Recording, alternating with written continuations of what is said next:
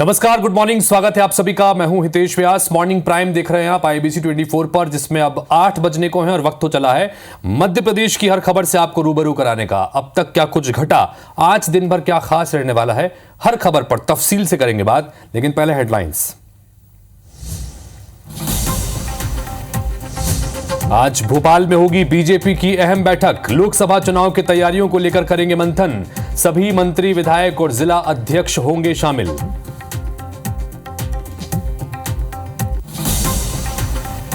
धार में भोजशाला के सर्वे का आज 8वां दिन। कड़ी सुरक्षा के बीच ASI की टीम ने शुरू किया सर्वे। दोपहर 1 से 3 बजे तक भोजशाला में होगी नमाज।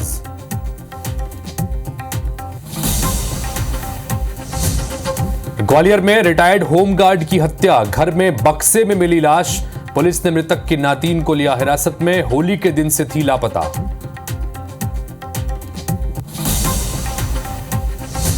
मुरैना में पति ने पत्नी और सास पर किया चाकू से हमला। पत्नी की मौत, सास की हालत गंभीर। आरोपी पुलिस की गिरफ्त से बाहर। भोपाल में सामने आया लव जिहाद का मामला। पहचान छिपाकर लड़की से मिलने गया था युवक। रहवासियों ने पकड़कर बना दिया वीडियो। ग्वालियर में पत्थर कारोबारी की कार से 25 लाख रुपए जब्त। चेकिंग के दौरान क्राइम ब्रांच और FST की टीम ने की कार्रवाई।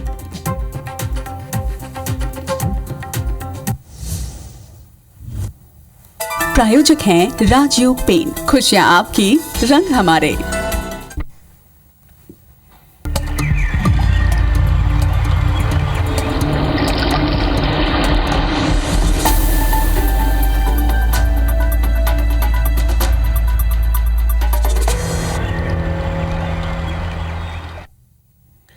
चलिए, गुड मॉर्निंग मध्य प्रदेश में अब हेडलाइंस के बाद खबरों के सिलसिले को आगे बढ़ाते हैं। खबर ग्वालियर से, जहां पर एक रिटायर्ड होम गार्ड की हत्या हो गई थी। घर में बक्से में इस गार्ड की लाश मिली है और 8 दिन पहले अपने नातिन के साथ में ही ये गांव में रहने के लिए पहुंचे थे। 16 साल की नातिन इस घटना के बाद से लापता थी। पुलिस ने लड़की को हिरासत में लिया है और बताया जा रहा है कि पड़ोसी के छत पर ही ये नातिन यानी मृतक की नातिन छिपी हुई थी। लड़की ने पिता को इस दौरान फोन किया और इसी के आधार पर पुलिस ने उसे ट्रेस कर लिया। पुलिस को लड़की के प्रेम प्रसंग की आशंका है, जिसके चलते हत्या की भी आशंका जाहिर की जा रही है। होली के दिन हत्या कर दी गई थी। माधोगंज थाना क्षेत्र के पिपरी कृष्णा कॉलोनी की ये घटना बताई जा रही है।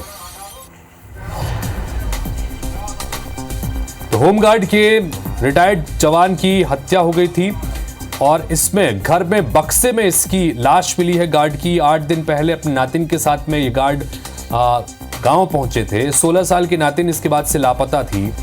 पुलिस ने लड़की को हिरासत में लिया है और सबसे चौंकाने वाली बात यह है कि लड़की अपनी पड़ोसी के छत पर ही छुपी हुई थी। लड़की ने पिता को इस दौरान फोन किया और यहीं से पुलिस ने उसे ट्रेस कर लिया। प्रेम प्रसंग का मामला मानकर पुलिस अब इसमें तफ्तीश आगे बढ़ा रही है। हत्या किसने की है, किसने करवाई है, ये तमाम सवाल हैं जिसकी तलाश अब पुलिस को करनी है।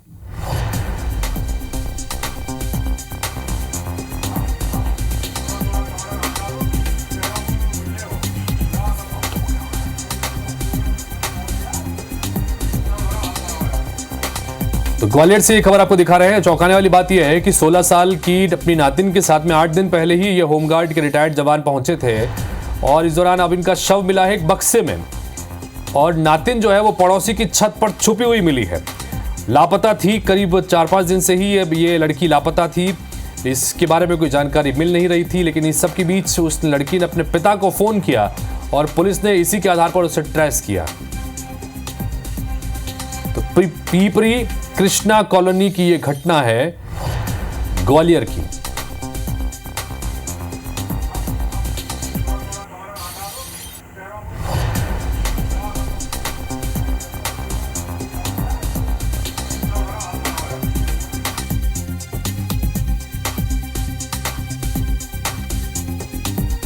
महेंद्र कुशवाहा हमारे साथ हमारे सहयोगी जुड़ गए। एक बात चलते हैं महेंद्र, जानना चाहेंगे आपसे कि ये ग्वालियर में घटनाक्रम है। होमगार्ड का जवान था, रिटायर्ड जवान, उसकी हत्या कर दी गई थी। घर में बक्से में लाश मिली और नातिन को पुलिस ने पड़ोसी की छत से पकड़ा है। क्या कुछ मामला है, किस तरह की अलग अलग कड़ियां पुलिस अब तक जोड़ रही है, क्या कुछ चीजें निकल के सामने आई, जरा अपडेट बताइए। जी, मैं बता दूँ कि माधोगंज थाना क्षेत्र के जो कृष्णा कॉलोनी की घटना है, जहाँ पर पुलिस को सूचना मिली थी कि एक युवा जो होमगार्ड सैनिक है, उसके बक्से में एक लाश मिली है। पुलिस वहाँ पर मौके पहुँची, फॉरेंसिक टीम भी मौके पहुँची, डबल स्क्वाड का टीम भी मौके पहुँची, साथ ही जाँच पड़ताल की गई। तो उसमें एक बक्से के अंदर जो होमगार्ड सैनिक था रामेश्वर राठौर, उसकी जो बॉडी थी बक्से के अंदर मिली और बताया जा रहा है कि वो 2 या 3-4 दिन पुरानी लाश थी, जो कि उसके अंदर रखी हुई थी बक्से के अंदर। और बदबू आने के बाद वही तो आस-पड़ोस के लोगों ने इसकी सूचना दी थी। साथ ही बता दूँ कि उनकी जो नातिन थी, उसके 8 दिन पहले ही गाँव से उसके साथ गाँव से वो लापता थी। तो उसके पिता के द्वारा पुलिस को भी बताया गया था नातिन, जो कि उसकी जो बेटी थी वो वहाँ से लापता है। पुलिस के द्वारा कई पहलू पर जाँच की जा रही थी, पर दरअसल का पुलिस प्रेषण को लेकर भी कहीं न कहीं आशंका जता रही थी कि प्रेषण का भी मामला हो सकता है। लेकिन आज जब पुलिस जाँच पड़ताल कर रही थी, तभी पुलिस को पता चला कि जो नातिन है, पड़ोसी के छत पर जब पड़ोसी ने उसको देखा तो चिल्लाया, तो पड़ोसी पुलिस को जब दौड़ी तो उस नातिन को उसके घर से पड़ोसी छत से उसको गिरफ्तार किया। कहीं न कहीं पुलिस को लग रहा था कि ये जो नातिन है, पुलिस को कहीं न कहीं जो नातिन थी वो आरोपियों को कहीं न कहीं उसकी जानकारी दे रही थी कि पुलिस और वो जो लोग हैं उसकी जानकारी उसको पूरी दे रही थी। अभी उस बात से खुलासा नहीं हो पाया कि उसने किस वजह से उसकी हत्या की थी, क्या वजह थी, और लेकिन पुलिस हर पहलू पर उसकी जांच कर रही है और जल्दी उससे पूछताछ करने के बाद। तो महेंद्र, क्या इस नातिन से कुछ पूछताछ हुई है? उसने कोई जानकारी दी है? क्या वजह रही कि पड़ोसी की छत पर जाकर वो छुपी हुई थी? कितने दिन से वहां पर छुपी हुई थी? हत्या चूंकि होली के दिन हुई है, इस तरह की आशंका जताई जा रही है, तो इस बारे में कोई जानकारी? बिल्कुल, आज जो सुबह पुलिस ने नातिन को भी अभी हिरासत पे लिया है, लेकिन उससे जो पूछताछ की जा रही है, अभी पुलिस ने खुलासा नहीं किया कि उसने किस वजह से इसकी हत्या का अंजाम दिया गया था, क्या वजह थी, क्या वो उसने भारत को अंजाम दिया और वो कितने दिन से ऊपर छत पे छुपी हुई थी।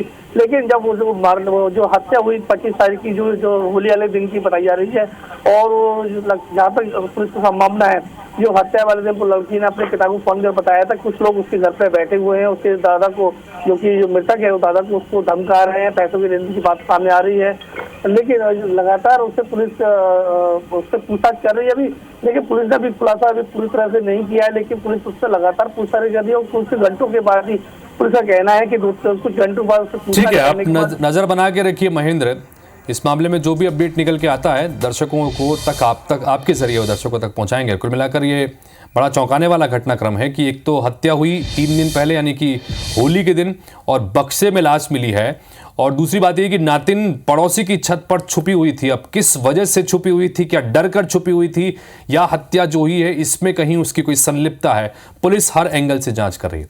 आगे बढ़ते हैं, बात इंदौर की करते हैं, जहां पर कुख्यात बदमाश सलमान लाला गिरफ्तार कर लिया गया है। 25 साल की उम्र में 33 अपराध सलमान लाला कर चुका है। हत्या की कोशिश के मामले में यह फरार चल रहा था।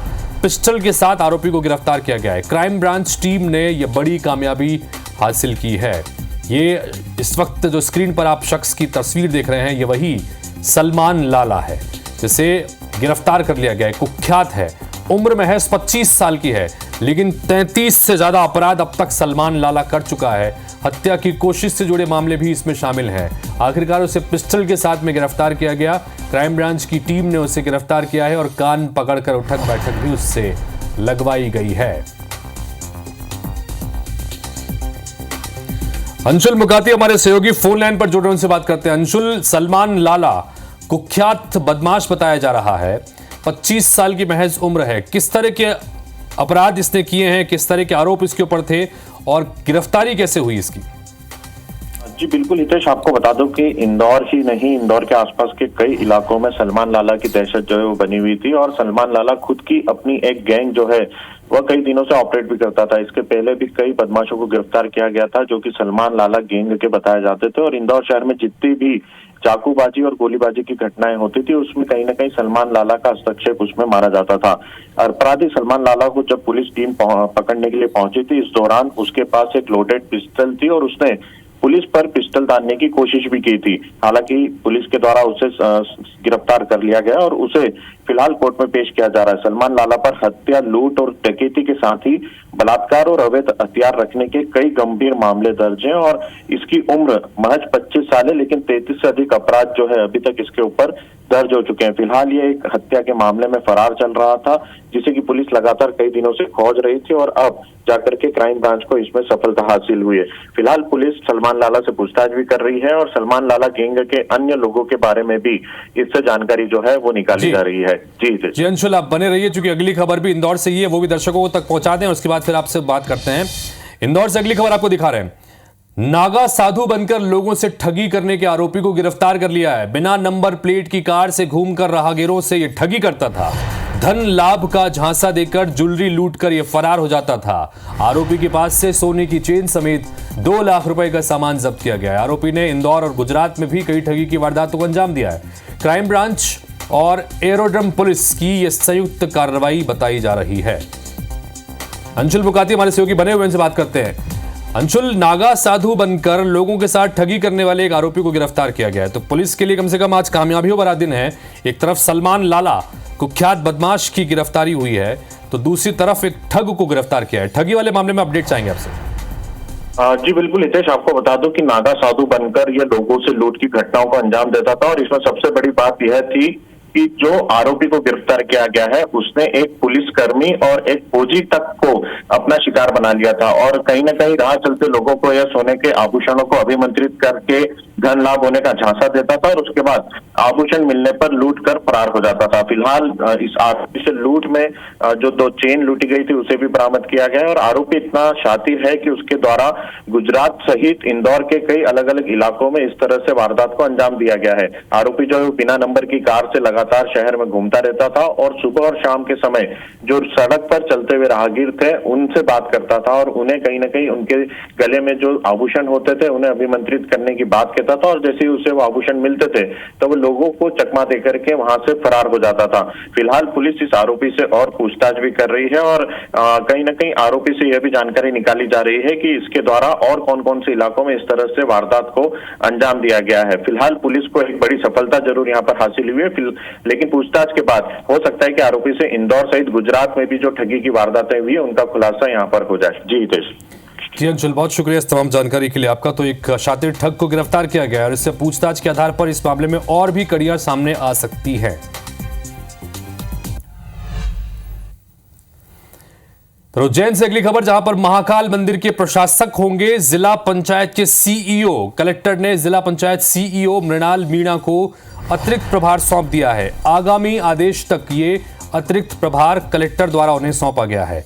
जिस तरह से अग्निकांड हुआ था, अग्निकांड के बाद में सुरक्षा व्यवस्था को लेकर या बाकी तमाम चीज़ों को लेकर भी जिस तरह की चीज़ें हुई हैं, कहीं कोई कमी ना रहे, आगे आने वाले समय में इस तरह का कोई घटनाक्रम ना हो, इस वजह से अब जिला पंचायत सीईओ मृणाल मीणा को अतिरिक्त प्रभार दिया गया है और आगामी आदेश तक ये अतिरिक्त प्रभार उनके पास में रहेगा।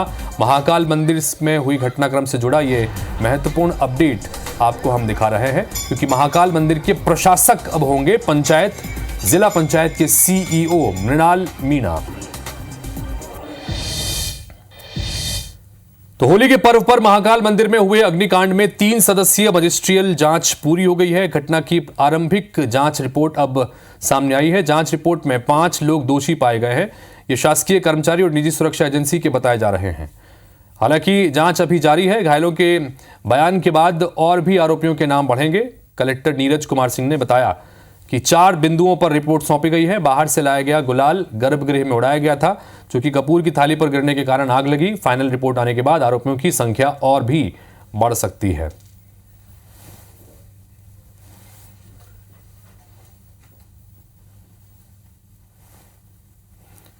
इंद्रेश सूर्यवंशी हमारे सहयोगी इस वक्त जुड़ रहे हैं सीधे उज्जैन से, उनके पास चलते हैं। इंद्रेश, जानना चाहेंगे आपसे कि अब ये जब से अग्निकांड हुआ उसके बाद से इसकी जांच करवाई जा रही है, मजिस्ट्रियल स्तर की जांच चल रही है और इसके कुछ पहलू निकल के सामने आ रहे हैं। जैसे कि पहले भी आशंका जताई जा रही थी कि गुलाल में कपूर मिला हुआ था जिसकी वजह से आग भभकी। अभी क्या कुछ अपडेट वहां से निकल के सामने आ रहा है, चूंकि एक नई नियुक्ति भी हुई है और उसके साथ साथ जांच भी लगातार चल रही है। इंद्रेश, अपडेट बताइए। जी बिल्कुल, बताना चाहूंगा कि 3 दिवसीय मजिस्ट्रियल जांच की जो प्राथमिक रिपोर्ट आई उसमें यह बिल्कुल स्पष्ट किया गया है कि मंदिर के कर्मचारी और वहां पे जो सिक्योरिटी गार्ड की जो कंपनी लगी हुई है, प्राइवेट कंपनी, इन दोनों ही में से मतलब 5 लोगों को दोषी पाया गया, जो कि उस समय घटना के समय वहां मौके पे मौजूद थे। और कलेक्टर साहब, उज्जैन कलेक्टर का यह भी कहना है कि इस पूरे मामले में हमने सीसीटीवी फुटेज देखे और फुटेज देखने के बाद में यह हमें सामने आया है कि किस तरीके से यहाँ पे किसकी लापरवाही रही है, और जिनकी लापरवाही रही है उनके खिलाफ कार्रवाई की जाएगी। इसमें एक चीज यह भी है कि मंदिर प्रशासक को लेकर जब कलेक्टर से सवाल किया गया, क्योंकि घटना के समय का मंदिर प्रशासक संदीप सोंधी वहां मौजूद थे और उन्हीं के सामने पूरा ये घटनाक्रम हुआ, तो उनके ऊपर कार्रवाई को लेकर कलेक्टर का स्पष्ट रूप से ये कहना है कि उनकी जो नियुक्ति है मध्य प्रदेश शासन द्वारा की गई है, तो इसलिए उन पर किसी तरह की कार्रवाई करने के लिए मैं अधिकृत नहीं हूं, और जो भी कार्रवाई होगी, जो भी प्रतिवेदन होगा, वो मध्य प्रदेश शासन को हमारी ओर से भेजा जाएगा। लेकिन उन्होंने यह बिल्कुल भी स्पष्ट नहीं किया था कल पूरे अपने बयान में कि संदीप सोनी पर किसी तरीके से कार्रवाई होनी है। वहीं देर रात जो उनके द्वारा जो मैसेज जारी किया गया, उसमें यह बताया गया है कि जिला पंचायत सीईओ मृणाल मीणा को जो है मंदिर प्रशासक की जो बागडोर दी जा रही है, तो इन सारी चीजों को लेकर स्पष्ट होता है कि कहीं ना कहीं मंदिर प्रशासक दोषी, और जिनकी कार्रवाई को लेकर कलेक्टर ने शासन को अपनी रिपोर्ट भेजी है। तो हो सकता है कि आचार संहिता न सही, लेकिन आचार संहिता के बाद जरूर मंदिर प्रशासक पर कार्रवाई होनी है। वहीं बात करें अन्य दोषियों को लेकर, तो जिस तरीके से यहाँ पे कलेक्टर ने बयान दिया और यह स्पष्ट किया है कि अभी वर्तमान समय में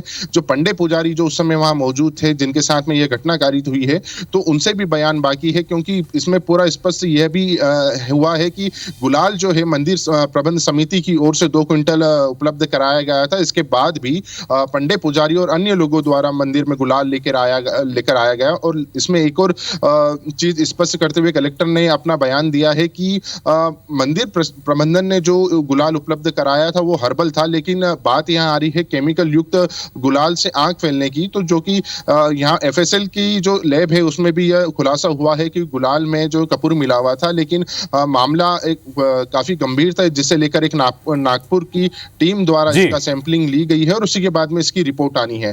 तो देखा जाए तो मंदिर का में जो अग्निकांड हुआ था उसको लेकर जिला प्रशासन बिल्कुल सख्त रवैया अपना रहा है। तो प्रशासन की सख्ती यहां पर देखने को मिल रही है, और जो कुछ फाइंडिंग्स आ रही हैं उसके तहत मंदिर प्रबंधन जो है वो भी कहीं ना कहीं जांच के घेरे में है और आरोपों के घेरे में। बहरहाल पूरी तरह से जांच रिपोर्ट सामने आने के बाद ये देखना होगा कि किसकी कहां किस स्तर पर लापरवाही हुई, और यही वजह है कि कल देर रात एक नई नियुक्ति करते हुए जिला पंचायत सीईओ को प्रशासक बना दिया गया है। बहुत शुक्रिया इंद्रेश, इस तमाम जानकारी के लिए। बहुत डिटेल में इंद्रेश ने हमें जानकारी बताई कि जांच किस तरह से आगे चल रही है और क्या कुछ इस मामले में और चीजें सामने आ सकती हैं। लोकसभा चुनाव पर आज बीजेपी की बड़ी बैठक भोपाल में होने जा रही है। भाजपा मुख्यालय में क्लस्टर्स प्रभारियों की बैठक होगी। सुबह 11 बजे बीजेपी के 7 क्लस्टर्स की बैठक होगी। CM doctor Mohan Yadav, BJP के प्रदेश अध्यक्ष वीडी शर्मा मौजूद रहेंगे। प्रदेश संगठन महामंत्री हितानंद शर्मा भी मौजूद रहेंगे।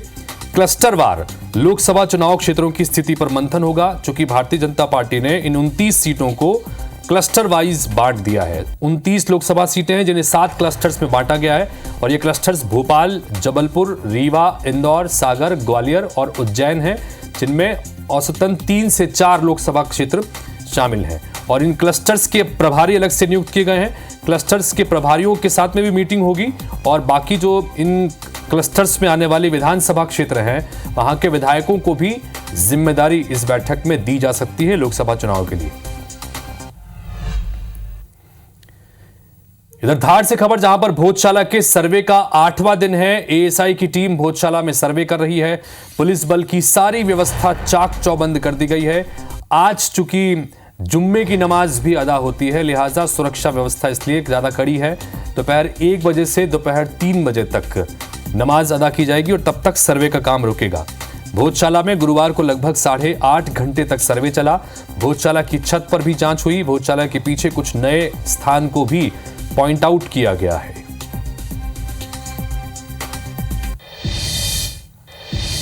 ग्वालियर से खबर, जहां पर पत्थर कारोबारी की कार से 25 लाख रुपए जब्त किए गए। क्राइम ब्रांच और एफएसटी की टीम ने इसे जब्त किया। एजी ऑफिस पुल के पास में यह कार्रवाई की गई है। पुलिस अब आगे की कार्रवाई करने में जुटी हुई है।